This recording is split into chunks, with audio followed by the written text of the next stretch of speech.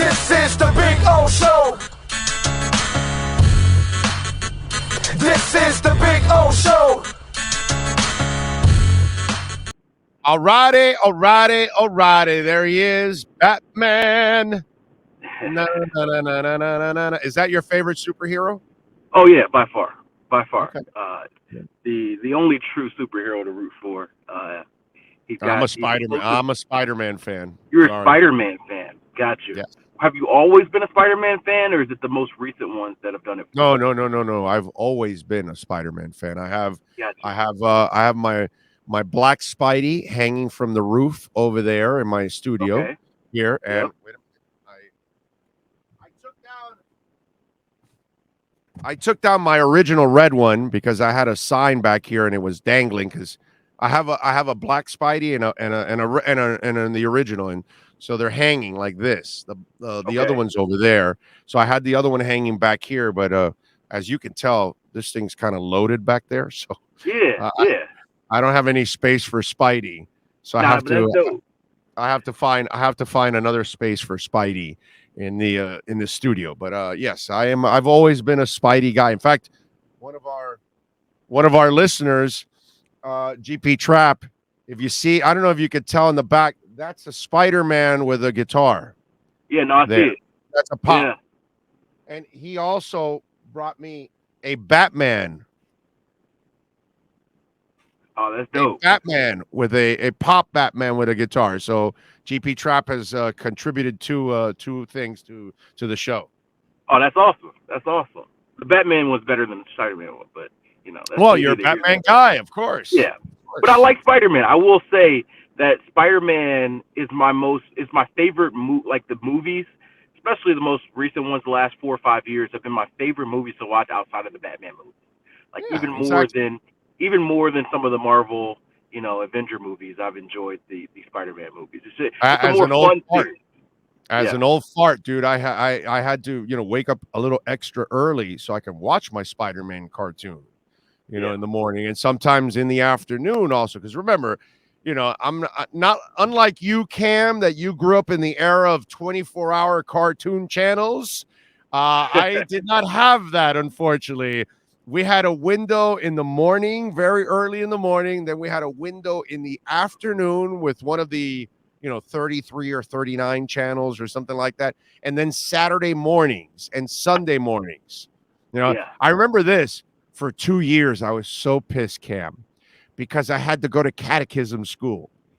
And it was Saturday mornings, bro. So and there's no DVR, there's no VCR, right. There's no DVR, there's no way. So once you miss Scooby and Spider and Superman and Friends, you are screwed, bro. There was no way of getting it back. And for 2 years, catechism school took away my Saturday morning cartoons, bro. That was that's a bummer. I hate that for you, Big O. Saturday mornings, there's nothing like it. I think I grew up.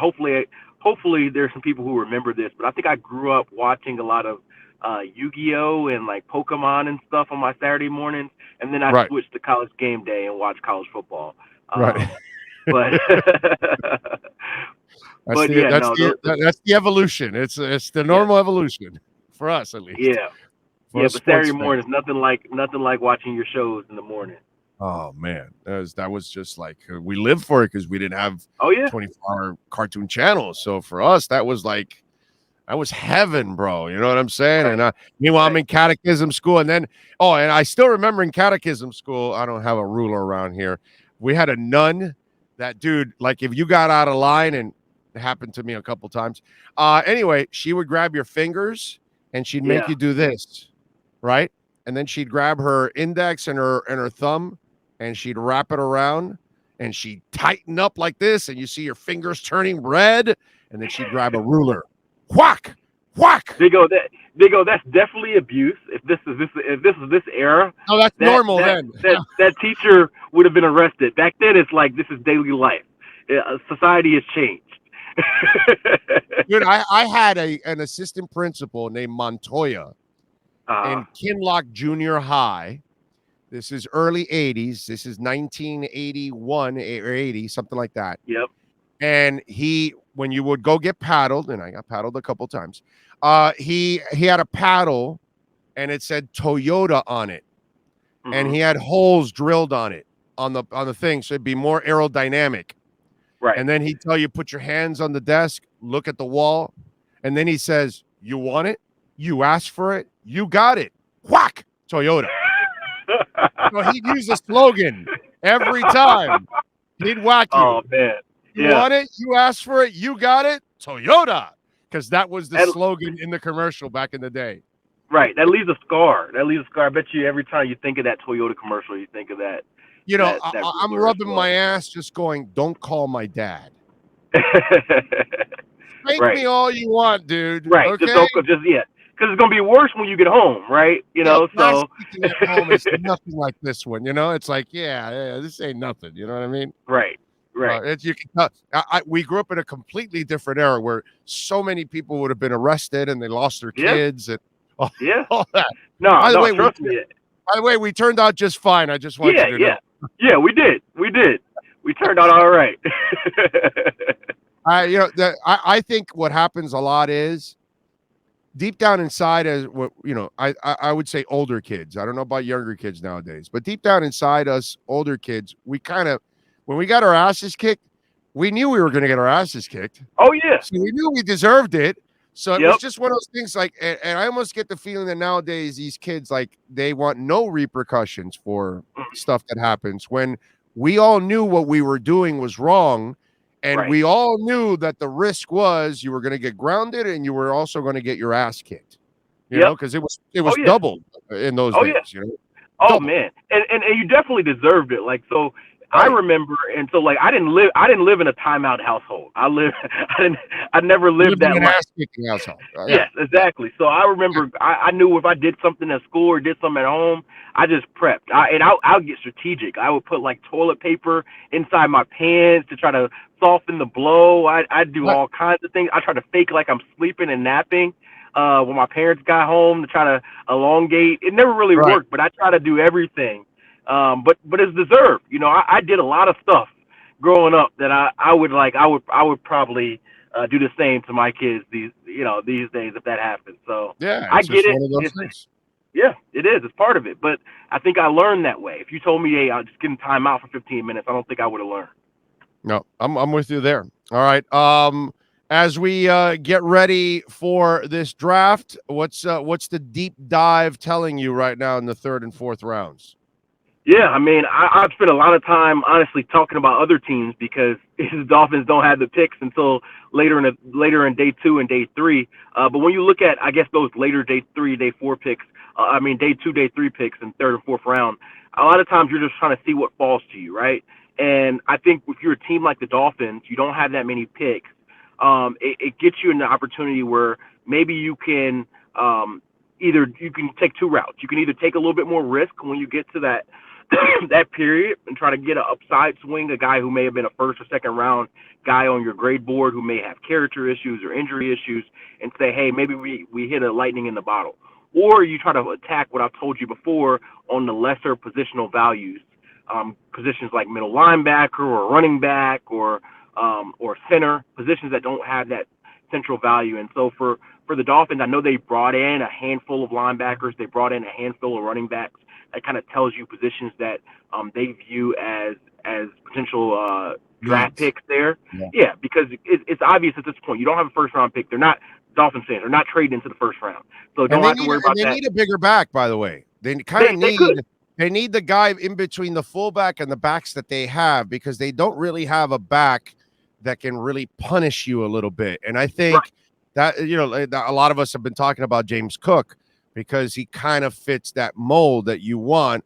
That's a little thicker back that, okay, you don't want to rely on the fullback every time for that third and fourth and one. You'd like a guy that might be a little bit more nimble. And besides getting that one, he might be able to break a tackle and get you the touchdown or an extra 10 yards or whatever the hell it is. You know what I'm saying? Yep. So they're kind of in between there. Go ahead. I'm sorry. Yeah, I think James Cook's a really good player. And I think this is going to be an interesting running back class. I don't think there will be a lot of running backs that go in the first two rounds. Right. Talking to scouts in the league, talking to running back coaches, this is a class where you may only see 2 or 3 backs that are taken in the first 3 rounds. And so there may be a handful of guys still waiting there in the 3rd round and the 4th round for the Dolphins, maybe even into the 5th round. And you mentioned James Cook. He's a really good back there, probably in that 2nd tier. He could be a guy that's available. Also, a couple names to look out for is Zamir White, is a guy from Georgia who's also fills that role that you mentioned, a power back. He's had some injury issues in the past, but he's also a guy who hasn't had a lot of mileage on his style. And a lot of these backs you can find in day 3 are perfect committee backs, which if you watch what San Fran did with Kyle Shanahan and Mike McDaniel, that's their MO. They love to have 3 or 4 different backs. Last year, they drafted Trey Sermon and Elijah Mitchell in the 3rd and the 6th round, and Elijah Mitchell ended up being their lead back by the end of the year. So they like that hot hand. So if you're just talking about running backs, Zamir White's a name to look out for. Brian Robinson's a guy from Alabama who also fills that big back role. He sat behind Najee Harris, some of these other guys, and he finally got his opportunity now. I think he's a redshirt senior, one of those rare redshirt seniors from Alabama. So you worry like, hey, what's his ceiling? But if you're drafting him in the 4th round, you're not really worried about him being a all-pro running back. You want him to be a very good back as part of a committee. So those are a couple backs I wouldn't be shocked to see Miami go after, 3rd, 4th, 5th round to kind of complete that backfield. And to kind of piggyback on what you're talking about, and I wanted to kind of tell people this. Matt LaFleur is a guy that was with McDaniel, right? Same place, right? They were all together, weren't they? They were all together in Washington in the early 2010s. So yeah, that Washington roster was deep. So Aaron Jones is a pretty good running back, isn't he? Yeah. Right. So 2 years ago, they go and draft A.J. Dillon. Yep, 2nd round. And freak everybody out. And it's like, what the hell are you doing? And you watch it now. Yep, perfect combo, right? Yep. Punish your ass. Exactly. And it helps because that's why I'm trying to tell Dolphin fans, that's why I brought it up to you, because you see what LaFleur and company have done. I think there's a little bit of that here also. And that one back is what they're missing, the bruiser. They have, think about this. You get it on short yardage. It's Ingle blocking for Cook on short yardage. Holy shit. And you're running behind Connor and Armstead probably. Holy shit. You understand what I'm saying? Right. So this is a division, and so there is a big back in their future. 3rd or 4th round, but there's a big back and a punisher coming. And I think when you look at what they've done in San Francisco, that's what we always go with. Well, go look at the other branch that has come out in LaFleur. Look what they're doing in Green Bay. So don't be surprised if the big back is coming in that 3rd or 4th round. And I think that presence, you mentioned it with Alec Ingle there, but the presence of fullback is very key because it's a whole different scheme. And I was talking with, some just Dolphins coaches over the last few weeks of just kind of getting an idea of what it looks like scheme-wise. And one thing that was made clear to me is it's going to be a very different scheme. Like there's not a lot of similarities and that's, like you said, it's pretty obvious, but just like from a perspective for the players, they're learning a completely different scheme. And one thing that we get so caught up in the speed of Tyreek Hill and Jalen Waddle, I think that's all going to be great. But I think maybe the biggest change is just how they go about the run game.